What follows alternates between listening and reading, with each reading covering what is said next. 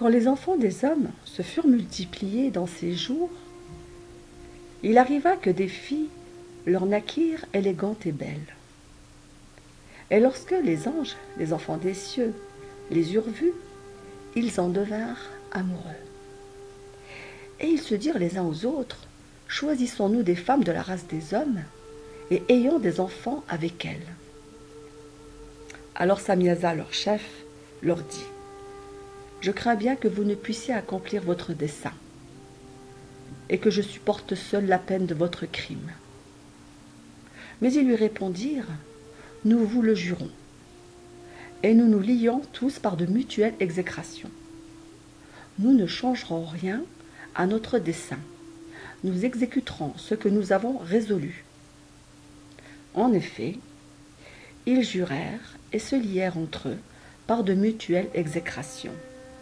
Ils étaient au nombre de 200 qui descendirent sur Aradis, lieu situé près du mont Harmon. Cette montagne avait été appelée Harmon parce que c'était là qu'ils avaient juré et s'étaient liés par de mutuelles exécrations. Voici le nom de leur chef. Samyaza, leur chef. Urakabaramel, Akibel, Tamiel, Ramuel, Danel, Askel, Sarakmial, Azaël, Armers, Batral, Anan, Zaveb, Samsavel, Ertaël, Turel, Yomiaël, Arazéal. Tels furent les chefs de ces 200 anges, et le reste étaient tous avec eux. Et ils se choisirent chacun une femme, et ils s'en approchèrent, et ils cohabitèrent avec elle. Et ils leur enseignèrent la sorcellerie, les enchantements et les propriétés des racines et des arbres.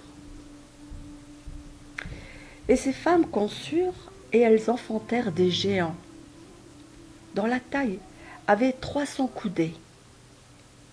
Ils dévoraient tout ce que le travail des hommes pouvait produire, et il devint impossible de les nourrir. Alors ils se tournèrent contre les hommes eux-mêmes, afin de les dévorer. Et ils commencèrent à se jeter sur les oiseaux, les bêtes, les reptiles, les poissons, pour se rassasier de leur chair et se désaltérer de leur sang. Et alors, la terre réprouva les méchants.